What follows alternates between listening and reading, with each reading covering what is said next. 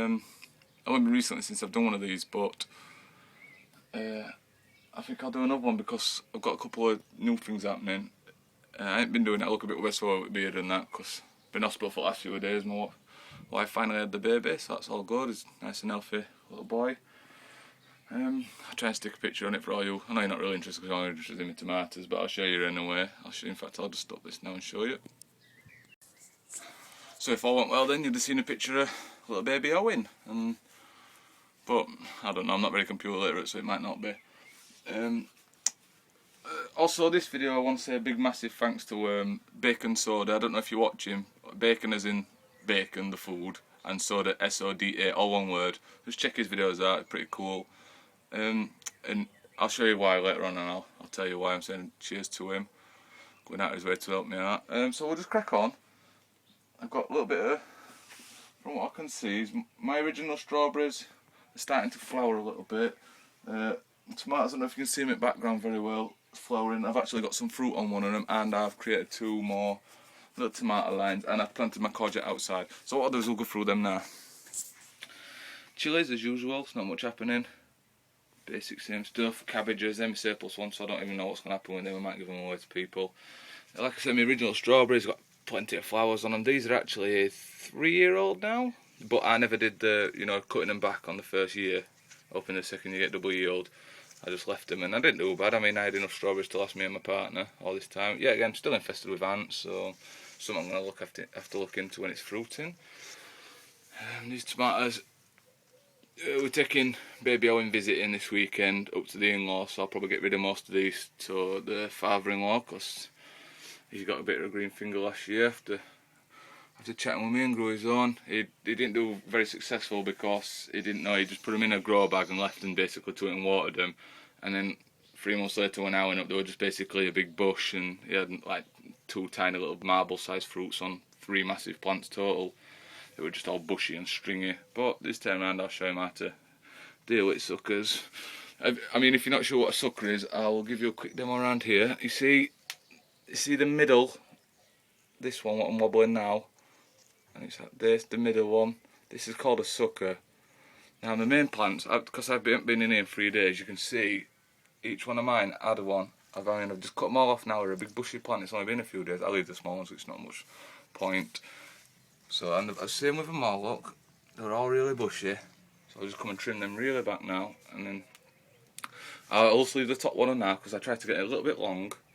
So he's about now 2 foot, and then I'm leaving a top sucker on so he can get bushy at the top now.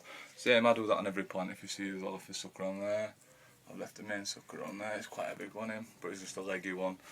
And this one hasn't got a sucker as of yet, but he is split there.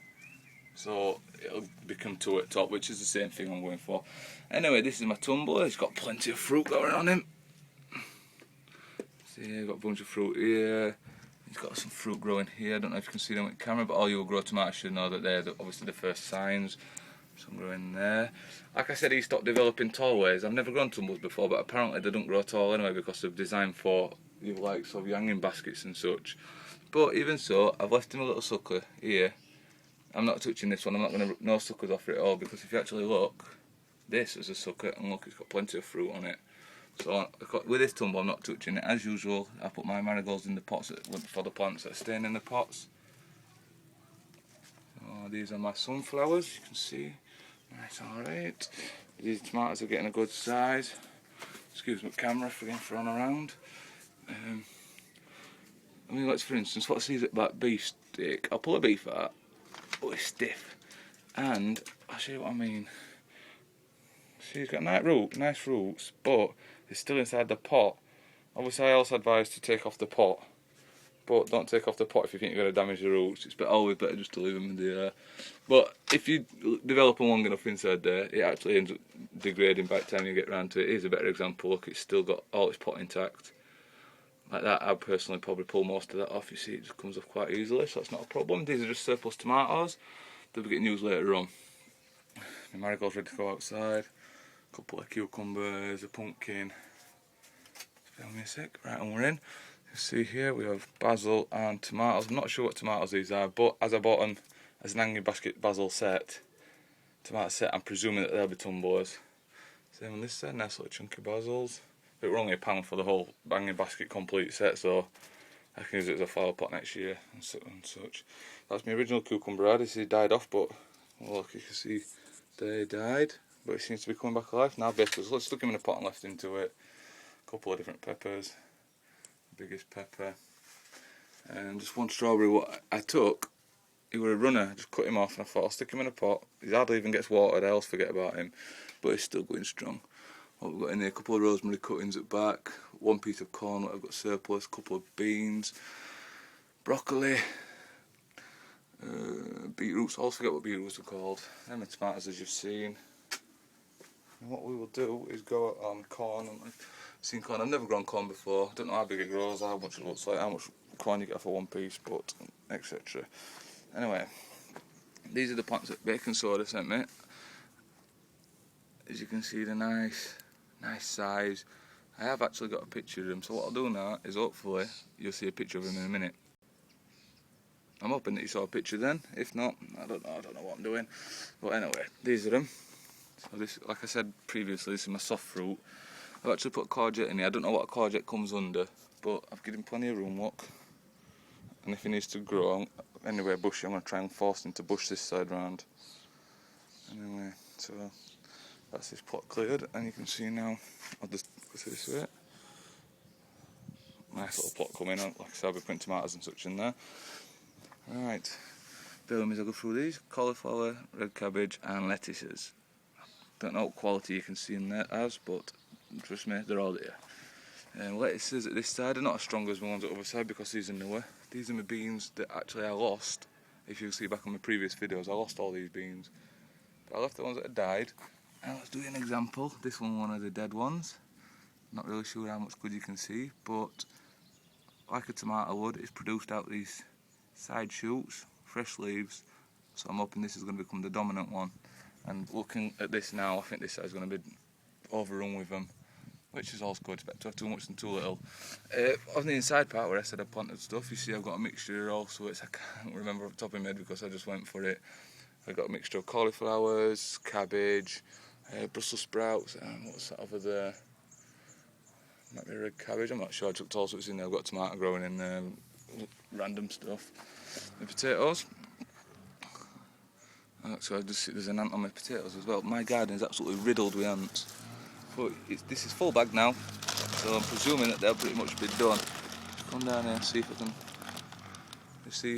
Can you see that down there? Is it too dark for you? But there is fresh green foliage down there, presuming that's where they've come from.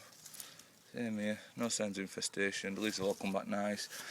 These are my recent ones. Oh, I don't know. Oh, you'll grow potatoes. Is that normal? Does that mean they're gonna bolt? I don't know.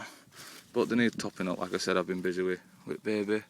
He's 2 days old now, so all your kids know it's an handful. What I'll do is I'll come this way around, bob under there.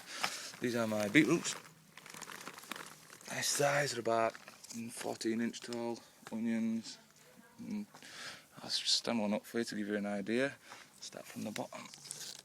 These are no prize onions. I'll show ones I bought these from a pound shop for a bag full basically, and they are around about over 2 foot. Radishes and peas. If I just give you a quick example, radishes are my finger, a lot bigger than my finger. They're probably around about the size of my thumb. But they're okay. Peas, flowering. Let's get some nice peas soon. The peas over here are the same. These seem to be flowered more, but they're not as healthy and strong looking as them. I've got my Brussels sprouts here, and these have just come on. About best thing I've planted outside so far. For example, here look, nice Brussels sprouts. I've never grown Brussels sprouts, so I don't know if they're too close together. Got sunflower there. Hopefully it'll come tall and follow this trellis up and be a nice colour. And these are my lettuces downstairs. You've obviously they're not far off now. These I could probably pick that and eat it now. It's fine. Mixed lettuces are fine. Carrots are fine. Coming over here to my new plant. These are my yellow tomatoes. Give you a close scale. That's my hand. I mean, I've got normal sized hands, and I'm 6'2", so as you can imagine, they're quite good size. And I've got 10 in there. I've got 5 yellow, followed by 5 black, and then 2, 3, 4, 5, 6, 7, 8, about 15 moneymakers. I'll just keep walking like this for you. And about 15 cherries. Yes, I know they're too close together, but so what. And about same again, 15 beefs. Also planted out a strawberry, yet again thanks to Baconsoda. Of course he sent me more than he said he would. So there's 2 in top, 1 in bottom. This is just your standard upside down tomato planter, £1 from the pound shop. So I thought I'd give him a go with strawberries. I presume it's going to be a bad idea if strawberries hang. My dog's going to eat them. You've all seen my dog on videos, she likes to get involved. And then I've got my usual stuff over there, which I'll walk over and show you in fact. Herb garden. And that's about it. And peas. Plenty of flowers, yet again growing in the shade. Alright everybody, thanks for watching.